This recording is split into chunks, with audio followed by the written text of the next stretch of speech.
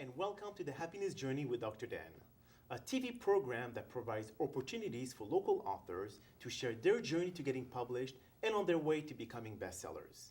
Now, we all have a different definition to what happiness means to us, individually speaking, and this is one of the many reasons why we created this show. Now, if you're an aspiring author or not, this program is yours to enjoy. With us today, we have David Bulitt, one of the top divorce attorneys in the DMV area, and whoever may need his legal services, which I hope you do not, will certainly see amazing results. But he's also the author of Card Game, which had stellar reviews and published in 2015. Now, his upcoming book, Because I Had To, will be published in January 2017, but could be pre-ordered now. Now, he will share his journey to getting published and his many challenges. Now, David, thank you so much for being here today. Thanks for having me, Dan. It's a pleasure being here. Good. Now, tell me more about this title, Because I Had To. Now, Because I Had To what exactly? Well, I like to say that the title of this book came from a place that you need to do, something that you needed to do. My first novel was a book that was in process for 10-ish years, give or take, and that was something I really enjoyed writing. There's a lot of humor, there's a lot of boys growing up kind of stuff. I laughed at myself several times. My wife made me shut up several times because I was laughing at my own writing. And I'm not sure if that tells you I'm a little bit disturbed or not. But so that was an enjoyable process. This book came from a different place, and I like to say, and I think I mentioned it in the acknowledgement section of the book, that there are certain times in life when you're called to do things that you have to do. And this, for me, was one of those things. This book was written in part because of some family situations that I dealt with my own child, and I took some of that, and that laid the framework for what's essentially a fiction novel. Now, Because I Had To and Card Game, there's no correlation, there's no continuation or sequel. There actually is. There's a connection. The narrator in Card Game is a lawyer, shockingly. Okay. Shocking. And it's his best friend who passes away in Card Game. And the backdrop for Card Game is this group of friends that have known each other for 30 plus years since high school and have stayed connected because they play cards together. They all gather up for their now deceased friend's funeral. So the narrator of that book is a divorce lawyer, and he survives to book 2, which is Because I Had To. Although there are 2 characters that are the same, both the narrator, JB, and Jess, who's the daughter of the fellow that dies in book 1 in Card Game. The stories are standalone. You don't need to read one in order to read the other, but there is a connection in that in Because I Had To, a relationship develops between this lawyer and his now deceased friend's young daughter, who's a 23-year-old girl. Now, you said that it took you almost 10 years to be able to write Card Game. Yes. Now, Because I Had To, what brought you to write the second book, and how long did it take you to be able to write it? Well, Because I Had To, I wrote in about 3 months. A big difference. Then I went to editing, and I got that in and out much quicker. Now, part of that is because, and I know you have a son, part of that is because I got sidetracked with what you need to do in life, which is take care of your kids, take care of your family, work, and all that sort of thing. So for several years, when it came to writing Card Game, I had ideas, and I'd jot them down on napkins. It's a little cliche-like, but I'd write them on my hand, or I'd write notes on a piece of paper and stick them in a folder. And 4 years, I guess it was 4 summers ago now, I had a case that settled. I had some time on my calendar, and my wife said, just go do it. So I took off, and I spent a few weeks, and I took all of those thoughts, and I don't know if you ever saw the movie A Beautiful Mind, when Russell Crowe puts all of that stuff up on the walls.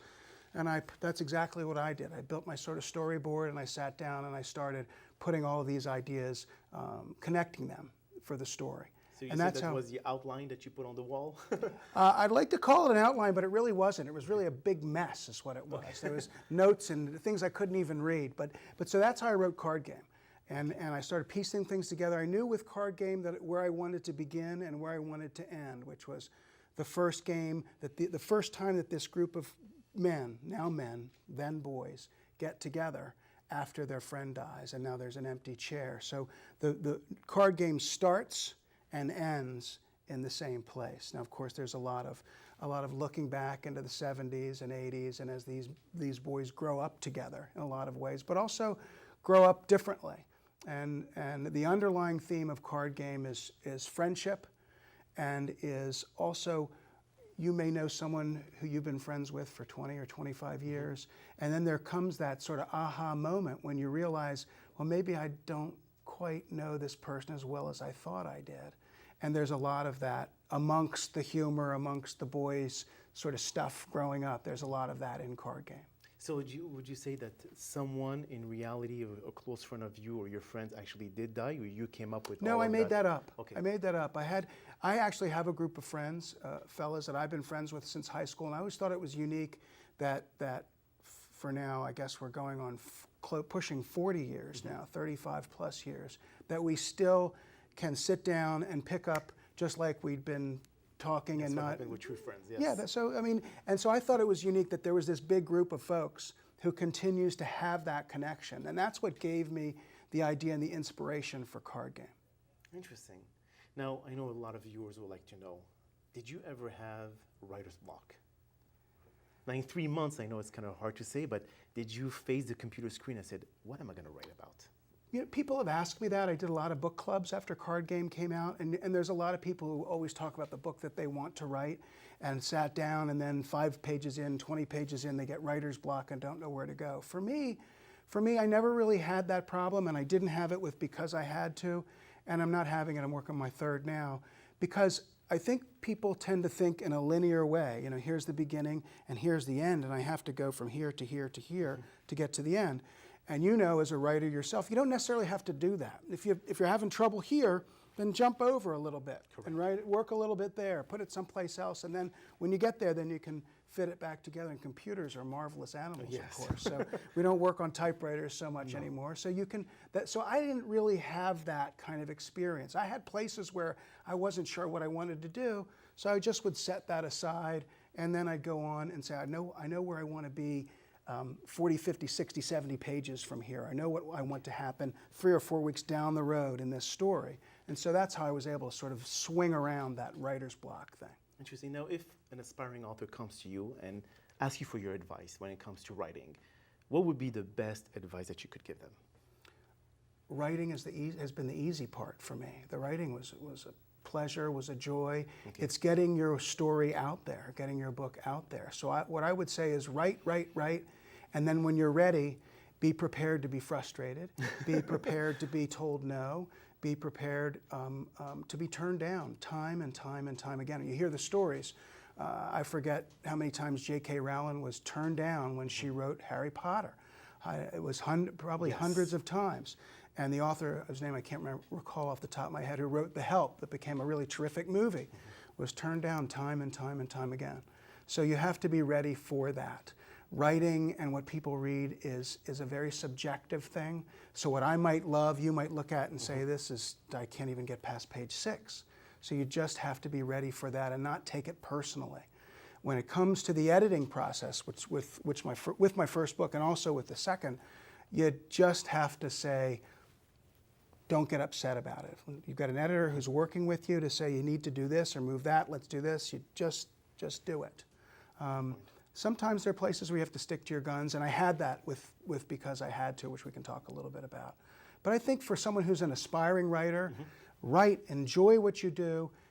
When you're done, be prepared to work, because it's a whole extra job to get your book out so that what you've done people can actually read. It's not easy. Especially in your case, you have people to help in your career, in your as an attorney, and then having to come home and having to sit down in front of your computer and write. I mean, you have family obligation, responsibilities, so that shows a lot of motivation to really want to get this book out, and knowing that you want to share your knowledge, you want to share your ideas to the general public.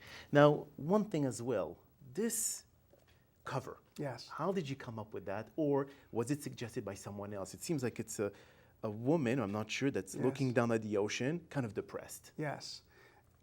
Well, the publisher designed the cover. They asked me for some ideas. And the story of Because I Had to is a 23-year-old girl, and she was adopted at birth. She has a twin adopted sister. Her center, if you're a dog lover, her alpha was her adopted dad, Tom. Okay. This book takes place a year after his death. During elementary school, middle school, and through high school, this is a girl who had mental health issues, who had behavioral issues, who really had trouble making friends. And now the one person who never questioned her, who loved her unconditionally, is gone. So she leaves home, and she goes to South Florida at 23 years old, becomes a bartender. So they took this sort of dark character trying to find herself, and they laid her out in front of, not laid her out, but they stood her in front of the ocean. And I'm really thrilled with the cover. The cover took what I had in my head, whoever the artist was, took what I had in my head, and I thought they did a great job with it. I love it. I agree with you. Yeah. It looks really, really good. Yeah. Now, when we come back from a quick break, we will continue our conversation with David and address his many challenges as an author, completing his book, and the marketing process to get his book in the hand of his readers with the help of Amazon and other major online retailers in America. Stay tuned. Message from the universe. Keep it silent until, just act normal. If you let just anyone know about your awareness of the legions in the unseen doing your bidding, or the population shift now being sparked by your very words, or the circumstances and events presently being crafted by your own thoughts, you just might create the illusion that you're from not so distant parallel star system, possessing mysterious powers, favored by fate, here to save the world. And man, oh man, you do not want that to happen. The universe. Lots of jealous people out there wanting you to fail. When you create a negative thought against someone, you're aligning the planets to send negative energy their way, which might ultimately delay their success. There is a risk to all that though. When wishing bad things upon others, you are bringing negative outcome to yourself as well. Of course, if you have absolutely nothing to lose because you are already miserable in your own life, you might just say, it cannot get any worse, so who cares, right? However, you need to realize that if your condition ever gets better and you come across a great opportunity, this great outcome won't last because of all the negative energy that you poured into someone else. The universe will play games with you and make you believe that finally you are getting a break to eventually take that opportunity away from you and bring you hell again. When you have plans to create something big, learn to avoid sharing it with the others. Let the world figure out by themselves when it actually happens. Just continue with your ultimate plan to become better and offer the best to everyone you encounter. If people are nasty, there's no reason for you to do the same. Life's too short. Now, to learn more about the universe, be sure to catch my show, The Happyness Journey, right here on MCM. Welcome back, everyone. My name is Dr. Dan, and I'm here talking with David Bulitt, the author of Because I Had to. So David, let's talk more about your marketing process. Sure. I know a lot of authors or inspiring authors, they refrain from writing a book because they're afraid on what to do after the book is out. Now tell us about your techniques when it comes to marketing.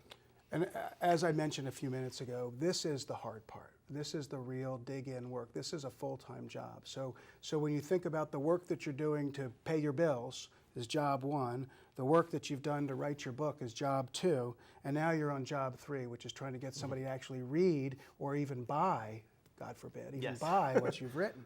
So I was very fortunate that I knew a lot of people through my work as a lawyer over the last almost 30 years now. December, I've been practicing for 30 years and still practicing, by the way. But so I had a lot of contacts that way. I'm a lifelong Washingtonian. I had a lot of contacts that way. So what I did with Card Game was I basically served as my own PR person. I sent I can't tell you how many emails out to folks I knew that were in book clubs. I reached out to different groups that did book, what's the word I'm looking for, that had folks come to talk about their books and so forth. And so after Card Game came out, I did some festivals. I did the Kensington Day of the Book. I met some people there. I started doing book clubs, and since Card Game came out in April of 2015, I've probably visited 20, 25 book clubs, which is terrific because folks have read your book, you come in, you sit down, everyone's having something to eat or something to drink, and you chit-chat about the book. So I pushed myself out that way. I pushed myself out through social media on Facebook and on Twitter. I developed a website, which I try to stay active on. And I try to involve not only the writing side of my life, but also the lawyering side, to try to keep people interested, not just in the books that you write, but in other things that you do. I was very fortunate that I was asked to speak at the District of Columbia Jewish Community Center last year. They had a local authors conference. So I was asked to speak there. And I was able to get my book into some local bookstores. But it takes beating the streets. You don't just show up, hand it to someone, and hope and say, come on in on Saturday and talk to everyone. So I was in the Barnes & Noble here in Rockville a couple of times. I was in Browse About Books at Rehoboth Beach, and I was in Bethany Beach Books at Bethany Beach. So I'm hoping to do the same thing with the second book. But in terms of your question, it is work, work, work. Every day I spend at least an hour trying to push my book, promote what I'm doing, promote both the books, actually. But you mentioned that you're a book reviewer for like a magazine in Yes. Florida, is that correct? So Yes. they give you books to review and you write articles about it. Yeah, I actually get to pick the books I get to read. That's so even I'm better. thinking maybe I'll give this one a try Okay, soon. excellent. There's a great magazine that was started by a single mom in South Florida called Life and the Single Parent. And they publish quarterly, only in South Florida right now. She actually came to a book release party that I was having a year ago, July, and in Florida, where we had about 150 people came to the Burger Bar in Palm Beach Gardens, and they ate and drank, and several actually bought my book while they were there. Excellent. But I met the woman who's the publisher of this magazine, so she had got me involved where I write about other books. So it gives me something else to do, but it's not only does it give me something else to do, but it's another way to get my book out, because it talks a little bit about yourself at the end of each review. Do you recommend book signing, or do you feel this is somewhat of a waste of time? You mean going to signings and doing signings? Yeah, doing signing. I mean, it's For me, I've loved that kind of thing. But again, you don't just show up and hope for people to be there. And again, I'm not John Feinstein. I'm not James Patterson, Grisham, or any of the others. So they're not in lines down the street. Or Bruce Springsteen's autobiography just came out, and folks are buying tickets online to go and wait in line to have him sign their book. And I'm a big Springsteen fan. That's what you mentioned. But so you've got to tell people that you're going to be there, and you've got to get some core people who will come or will tell friends to come. And the other key to those things are, if you do multiple book signings, is you can't keep beating on the same people. You got to try to get other folks to come to different ones, and hopefully they'll tell some people. So I was very fortunate in that the signings that I did here locally, we drew a lot of folks at each of those. The signings down at the beach did pretty well as well. So you draw on what you know.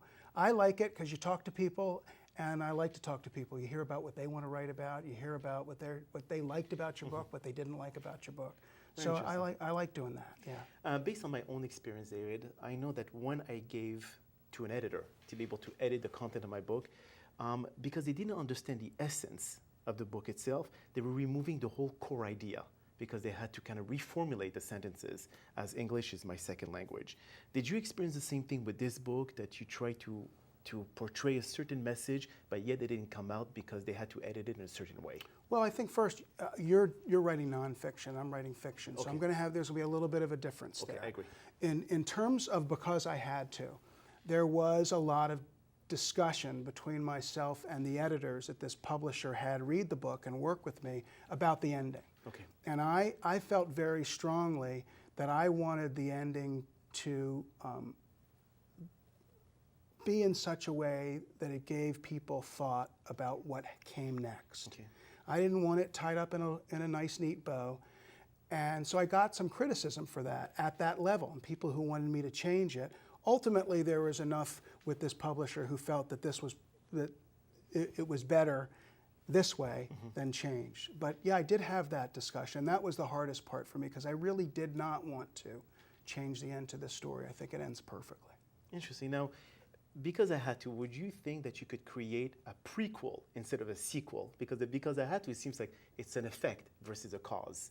So do you think you can come up with something that was before, kind of like looking at before you wrote this book? Yeah, I think that with these characters and with this girl who's my protagonist in this book, and she does appear in Card Game as well as a much more minor character, I think her story is done. Okay. And so I have moved on to a whole group, a new group of folks in my third novel, which I'm about 2/3 of the way, rough draft done. So I haven't even looked at some of the stuff I wrote 2 months ago. Probably half of it's probably junk. But so I think that an answer to your question is there's some of that prequel piece in Card Game, and there's some of the groundwork for Because I Had to in Card Game, although they are standalones and you don't have to read one to read the other. To understand, okay. Yeah, Perfect. it's not like a series of any kind. Now, as for the whole process when it comes to sitting down, looking at your computer, I know you said that it took you 3 months to write this book. It takes usually years for people to write books. I mean, for me, it took me almost 3 years, and I was studying for my doctorate degree at the same time. Now, do you feel that rushing seems to be taking a lot of the important information out of what you want to convey in this book? Because why 3 months? I mean, you could have taken a bit more time and added more information into it. Were you rushed to be able, because is it the publishing house that told you, hey, you gotta do it in that amount of time? No. What was the reason why? No one rushed me. It just happened. Okay. It just happened that way. When it was done, I knew it was done. Now, ultimately, I had to go back in and beef some areas up, maybe change some things. It wasn't like I said the end and I was done with it. I had to go back and modify some things, add some things, take some things out. And ultimately, there were some pieces that were redacted from what's now the final product of Because I Had to. But it was one of those things, Dan, that I knew what I wanted to say. I knew what I wanted to do with this girl. And as I said, part of that comes from things that I experienced and continue to experience today with one of my children. So it wasn't a question of being pushed. It was a question of knowing I was finished. And Card Game, I know I was finished. It just took me a lot longer to get there. This could have taken me 3 months, 6 months, 9 months longer. And it wasn't until the book was done that I started shopping it to publishers. So there was nobody rushing me other than myself, and understanding that in order to stay relevant, for me, relevant is keeping this audience that I have, which is not millions of people yet, which I'd like to get there. But I knew I wanted to get something out sooner rather than later. So Because I Had to will come out a little bit under 3 years after Card Game was published in 2000. I mean, honestly, when I look at this book, Card Game, I would think that, are you teaching people how to count cards? Yeah. Have you had those questions? Some people have asked that question. It's another one where the cover was where I'm really thrilled with how the jacket design came out. But some people have asked that, thought it's, how am I interested? Why would I be interested in people playing cards? Actually, there was a great review on Amazon. A woman who wrote said, what am I going to understand, or what do I care about? 8 boys, 9 boys, who grow up together from 16 to their 50s playing cards. Well, I couldn't care less. But a friend of mine told me to read it, and she loved it, because it's not really there's very little about cards in Card Game. It's about relationships. It's about men's relationships, about what they say to each other and what they don't. And it's about their relationships with women when they're younger, and how those relationships change when they're older. So Card Game is the center. That's what that table is what brings them together.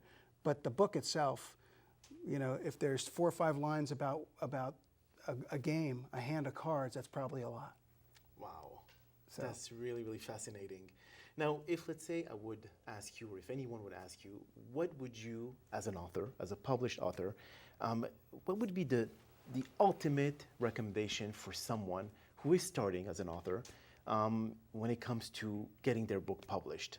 I mean, a lot of people are thinking in their mind, I'm going to write a book, it's going to become like J.K. Rowling, the Harry Potter, and I'm going to become a millionaire. If this is what I have in mind, would you say, do not write a book? If you're writing your book to become a millionaire, you shouldn't write your book. That's the reality of it. It's very, very difficult to make a lot of money as an author. Certainly someone like me, and I was told on more than one occasion that there's not a lot of market for a first-time 50-plus-year-old fiction writer. But I didn't write it to make a lot of money. That'd be terrific if I did. I wrote it because I wanted to. And I wrote the second book in a lot of ways, as I said, because it was something I needed or something I had to do, felt that I had to do. But if you're someone who wants to write, then do what you want to do. And then from there, then you got to attack the publishing part and understand, as I said, there's going to be a lot of bumps and bruises along the way. Wow, that is really, really fascinating. And I know that a lot of viewers out there, they are definitely looking to, take your advice and really take it to heart, because I know a lot of people come to me and tell me, well, Dan, I mean, did you make it rich? Did you make it big with your books? And this is the number 7th, not this one. I'm actually finishing this number 7. And it's kind of like very hard to really explain to them that, you know, if you're going with only the sole purpose of becoming a millionaire, forget this career of writer. You know, it's like, just write it for your own pleasure. Write it because you want to share this information to the general public. Write it because you want to inform what you know the best. I mean, you could write a book in divorce attorney, like, you know, explain to them what is the best process to be able to have an amicable divorce. You know, I know a lot of people, 50% of the population would love to know that. So, I mean, I am sure that, you know, your books, and I know that you're writing on the 3rd one right now, I am sure that that will definitely give them a tremendous amount of information. Now, well, that's all the time we have for today, and I want to thank David for sharing his experience with all the viewers and also his journey to becoming a published author. Now, if you'd like to purchase his book, Because I Had to, it is available to pre-order on Amazon. Now, we hope you've enjoyed the show, and we all hope to have you back watching our next episode coming out very soon. Now, here are a few concluding words of wisdom. You control every thought that crosses your mind on a daily basis. You can think big or small, and it is your choice to decide the path you want to take based on your thoughts. There are so many opportunities out there when it comes to accomplishing every dream you have, so it is up to you to step up and walk towards your destination. Be vigilant, but also be very patient. Nothing will happen overnight, as you need to take calculated steps to make sure you're headed in the right direction. There is no straight line to success, as life is like a roller coaster. Many ups and downs, but when the downs are hitting you, make sure you get up quickly enough and keep moving forward. This is how winning is done. So if you want something that bad, you will do anything and everything to make it happen. My name is Dr. Dan Amzalag, and have yourself a wonderful day.